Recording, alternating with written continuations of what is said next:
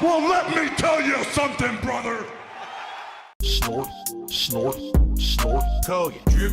Snort, snort. I got the drip. Go. Today's first gameplay session is Street Fighter 6 major stream, and here's the deal. First, I'm going to warm up a bit with Sagat, probably about an hour, I think, of doing casual play, and then I'm going to do my ranked placement matches today on the stream. All right, I have absolutely no idea how this is going to go, because as I've played with Sagat over the last week, maybe a little bit over a week, I've literally had completely mixed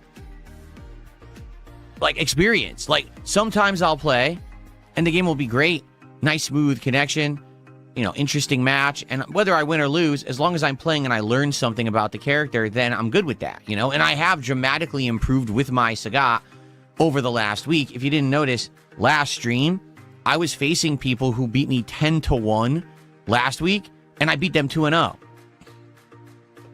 So definitely I've learned and improved, right? But this game online is so hit or miss.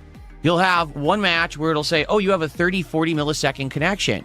Oh, good. And you play and it's smooth. Wow, everything's coming out. Everything's great. Then you'll have another match that says you have a 20 millisecond connection and it drops half of your inputs. I want Shoryuken. Oh, it gives me low medium punch. Okay, I just want a low medium punch. You get Shoryuken. How is this possible? And I've been explaining to you guys how rollback netcode works and why actually it is not good for fighting games, but the FGC is too ignorant to know better. That rollback netcode does is it hides lag.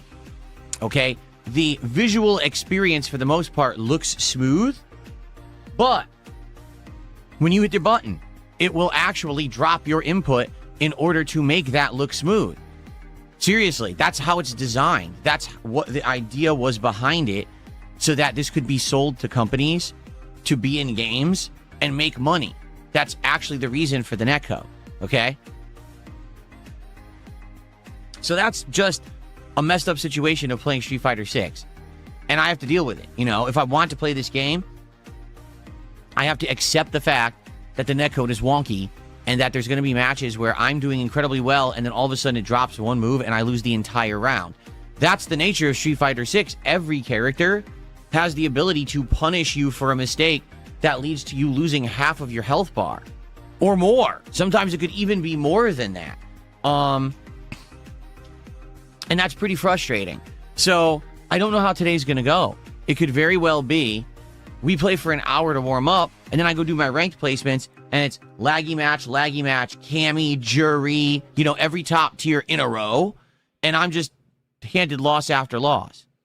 Or it could be the polar opposite, where I get lucky and the connections are good and I play against people that aren't all top tier abusers and I just turbo through them and we end up in master after the ranked placements. You know, you just never know.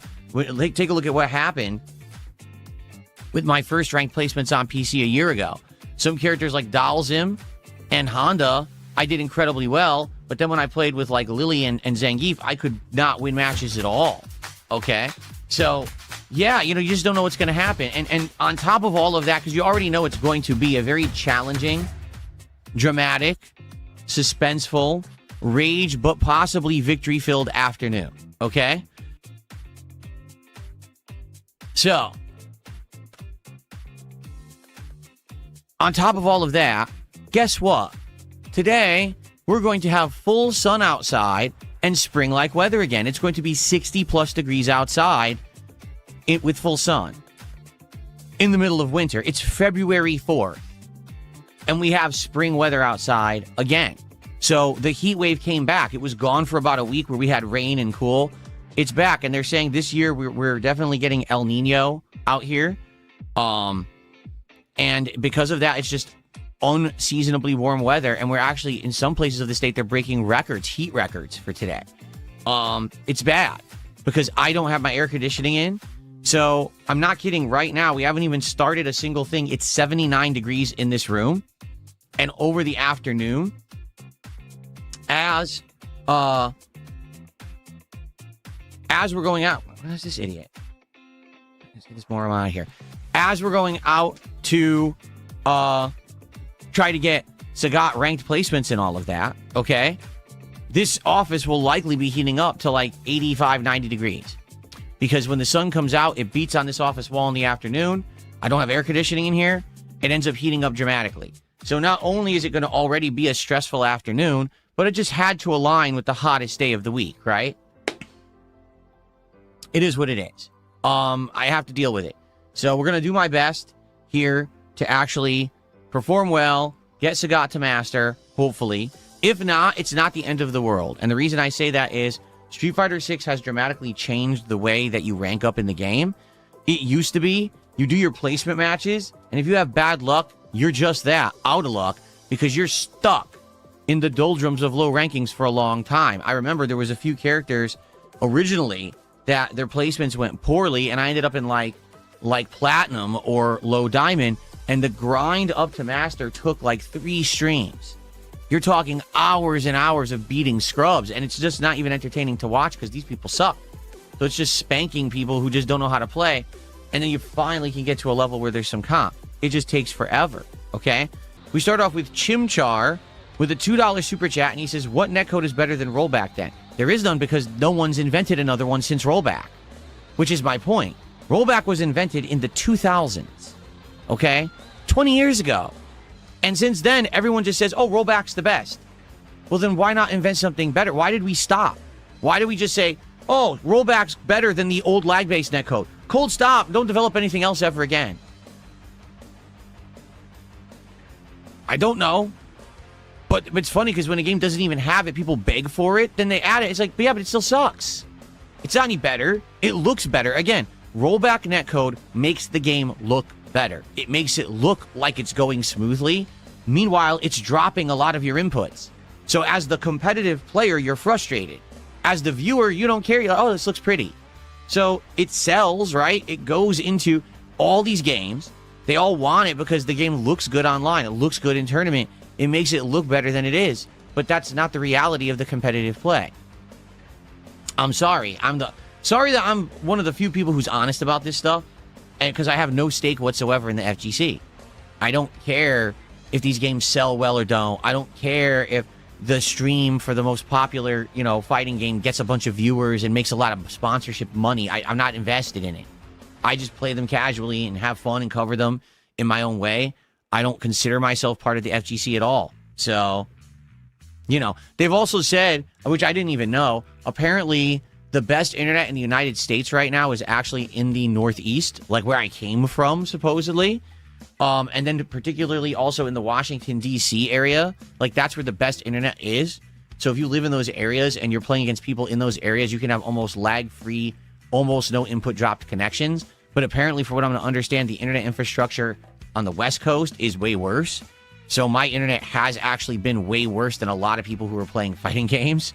And there's nothing I can do about that because that's based on the infrastructure out here and how the netcode works and takes advantage of it, So anyway, it is what it is. We're going to have an afternoon. We're going to see how it goes. There's nothing better than rollback, but that doesn't mean that we should have given up on netcode 25 years ago because rollback was invented. It means that maybe we should actually strive for something better because it's inferior and it drops inputs and it's frustrating as shit.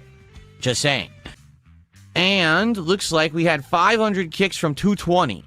Did you consider renaming this to the DSP afternoon show? That way you can have a place to put any new segments. Huh? What do you mean? No, the only complaint I've heard is people say, well, the DSP morning show takes place in the afternoon for most people. Well, for me, this show started 10, 15 minutes ago, and it was the morning. I still have another 22 minutes of morning. And the show will go another 22 minutes. Now, it may go longer than that, and that's okay, but it starts in the morning. So you name the show after when the show starts, not when the show ends. Right? It's fine. I mean, it doesn't really matter. It's a moot point what the show is called. I can call it DSP Dicks Around for all I care. You know what I mean? Like, it doesn't matter. It's just us killing time before we start with gameplay and getting topics out of the way so that basically we can focus on gameplay once I start with gameplay. Because the problem is and I've always said this because people used to complain, why do you do a pre-stream at all? Why do you talk before your gameplay? And my answer was always the same, because if I don't do this, the moment that we start with gameplay, like let's say I just turned on the stream, we immediately jumped into Street Fighter 6. People would start tagging me, asking me questions, want to talk, and I'm not going to talk because it's time for Street Fighter 6. right? It's time for us to start the gameplay. So then people would be upset. Oh, why is Phil ignoring us? Why doesn't Phil talk to us? Why isn't he interactive? Well, because I'm busy and we're going to play a game now. You see, this is a hangout session that we do so that we can have these conversations. I can tell you about topics that are on my mind, tell you about what's coming up in the day. You don't have this back and forth so that then we can focus on the game when we start with the game. Particularly with Street Fighter 6, you know I can't really talk with you guys that much when I'm playing it.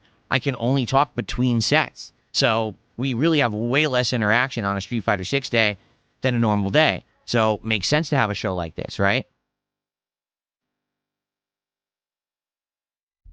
Let's say I renamed the show the DSP Afternoon Show. Then you have people will be like, oh, but it's evening for me. What if I called it the DSP Brunch Show? They'd be like, oh, I'm eating dinner. So it doesn't make sense. So it doesn't matter what I call the show. It really doesn't. Someone's going to whine and complain and be a stickler because no matter what DSP does, it's wrong. That's always the mentality of the internet. It doesn't matter what I do or what I say, it's wrong. Right now, I could come up with the ultimate cure for all types of cancer, okay? Then I could walk out into the street and I could stop a gang from shooting up a neighborhood single-handedly. Then aliens could land, try to invade, and I could blow up their spaceship, saving the planet. And then a meteor could come to strike Earth, and I could punch it with my fist and destroy it, saving all of humanity forever. And they would say, man, he snorted when he did it. What a joke. And then they'd make memes about it on the internet. So I don't care what the name of the show is. It doesn't matter. Okay? Okay. And that is, here we go. We're going with the troll contributions again as we start. Good. Thanks for the troll contribution. Okay. I mean, that was pretty pertinent, wasn't it? It was very good timing right there. Okay. Why did I ban Real Life Loser on Kick? Because someone contacted me saying that Real Life Loser on Kick came to their stream and begged them to host Raw Phil. And then they showed me the chat log and said, just so you know, this guy's doing this behind the scenes, trying to get people to watch your detractors. I said, oh, okay, and I banned them. That simple. Did I hear California has banned gas cars starting in 2035? Hey, they've already supposedly done it here too. I don't know what year it's supposed to be. But again, what's hilarious about these lawmakers that are doing these bans, they have absolutely no plans on how to actually implement said changes, nor do they know how it's going to affect the power grid, nor do they understand how people are going to afford electric cars. None of that. They laid none of the groundwork out for that. They're just outlawing gas cars. So it's probably going to be a shit show. Much like when I told you what happened to me when I moved here in 2014. So I moved out here. And when I moved across the country, the way that it works in the United States is the level of health care that you can receive through health insurance is dependent on where you live. Okay? So when I moved from Connecticut to Washington State completely across the USA, I lost my health care that I had in Connecticut, and I had to apply for new health care in Washington. And when I did, they said, go to this website, apply, we'll get back to you, you'll have health care or whatever. I did immediately when I moved out here. And I didn't hear anything for 2 months. And then I contacted them and said, what's going on? Do I have it or not? And they're like, no, you don't. Why don't I have it? Oh, because you applied, but, no one did anything with it. Why not? Because this is a brand new system. They rushed through this law, Obamacare, so that everyone has health care through this system, but the system doesn't work. We don't have people in place to run it yet. We don't actually have a system that works. So now that you've bothered us about it, we'll look at the stuff that you submitted 2 months ago. So what if I hadn't bothered you? Oh, well, then it would have just sat there and you never would have had health care. Oh, so that's how your system works. And that's how our lawmakers work. They push through laws that say, well, this is a feel-good thing. We want everyone to have health care, but then they don't design a system that will actually support that. They just say, oh, we'll just figure it out on the fly. In reality, it didn't really work properly for about 2 years because there's a website and everything now that's set up for it, but it didn't really work for around 2 years. I was all screwed up. My healthcare was here and there and different costs and everything was all messed up.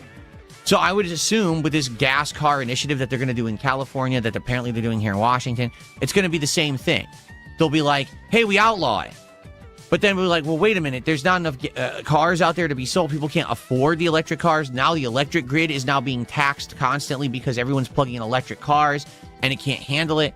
You know what I'm saying? So I guarantee you it's going to be the same shit show. And it's just going to persist. That's just how they do it. I don't know why. I don't know why you would keep voting in these same group of people too. You know what I mean? Yes, let's keep voting in the people who pass laws but don't actually plan how to implement them, and then it screws everything up endlessly. Sounds like a good idea. Keep voting them in so that way everything stays messed up. But that's how it is in certain places in America. Can't really explain it. I guess people are just really stupid. I don't know what else to say. If you're that dumb, keep voting in the people who screw everything up. Okay, let's keep doing it. Sounds like a plan. Airlines want you to pay extra so they can use greener fuels. Oh my God. You know what's funny? No, here's a funny story about green stuff, okay? So I live in Washington State. We're considered a green state, meaning almost all the decisions our lawmakers make are based on the environment and supposedly helping the environment, okay?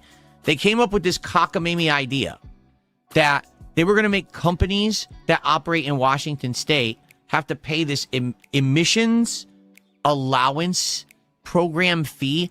Basically, here's how it works. You can operate a business in Washington State, like a manufacturing business or a factory.